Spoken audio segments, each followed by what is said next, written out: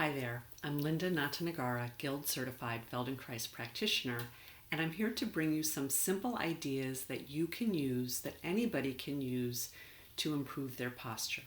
Even if you don't have a Feldenkrais practice, though I encourage you to get one, and if you like what you see here on this channel, please remember to subscribe to my channel. The very first thing, when people come to me to work privately, they sit on my table and we start to have a discussion, and so many times I notice that people do not have 2 feet flat on the floor. When you don't have 2 feet flat on the floor, you do not use your skeleton for its maximum advantage to hold you upright.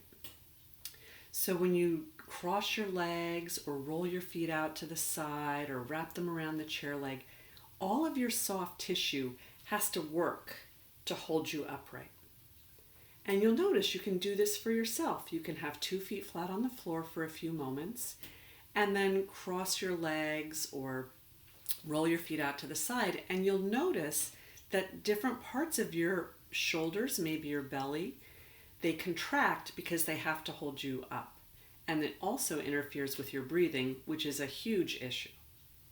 So number one, for improving your posture, 2 feet flat on the floor. Does this mean you can never cross your legs and slump and do so? No, but for improving your posture, just 2 feet flat on the floor. The second important point is to let go of your belly.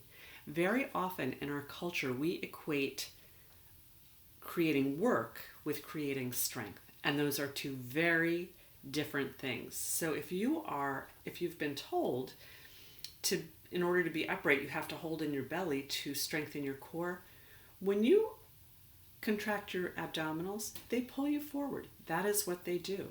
So here you have your abdominals contracting and you're being pulled forward, but it might feel like you're making yourself stronger. And your back has to work against those muscles to hold you up. So you're creating so much extra work and working against yourself in the process of sitting upright comfortably. Your brain is brilliant at knowing how to keep you upright and knowing how to move. So let's step out of the way, soften our belly, and let our brain figure it out, because the abdominals will work. They'll just work appropriately and it won't feel like work. And you will not collapse into a pile of bones on your chair. So 2 feet flat on the floor, soften your belly, and you find when you soften your belly, you might feel like, oh, it's a little bit easier to become a little bit taller. And the third important point is shoulders not pressed down. Shoulders at rest, but not pressed. And I think that comes from very often we walk around and you might be in a store and you might discover that your shoulders are up, or you're talking to somebody that makes you uncomfortable and your shoulders are up. And you're like, oh, my shoulders are up, I gotta put them down. But you float them down to rest on your ribs. When you press them down, you depress your ribs, you depress the muscles that breathe, you depress your spine. So there's really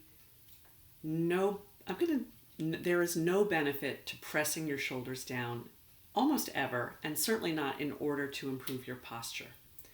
So if you find them up, you just float them to rest on your ribs.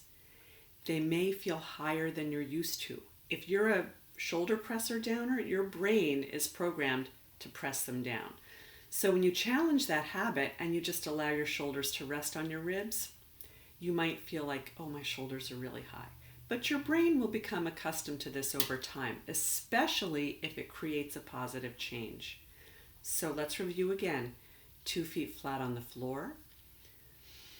The belly is soft, and that is a very persistent habit for a lot of people. And if you think you can't change it, you can. It just takes some attention. And trust that you're making your life easier and not really making yourself functionally stronger by just contracting your belly all the time. And again, the third thing is shoulders at rest, but not pressed down.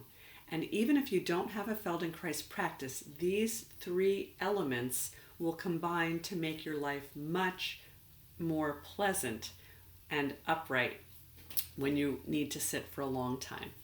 I plan on teaching these processes live in Monmouth County, New Jersey, and we'll apply them to Feldenkrais lessons so people can really experience and feel the different, what happens when they do one thing versus the other. But for you, if you're not with me here in Monmouth County, New Jersey, take these 3 ideas and experiment with them, and I would love to hear any comments or questions in the space below. And thanks for listening, and remember to subscribe if you like what you heard. All right, take care. Have a great day. Bye.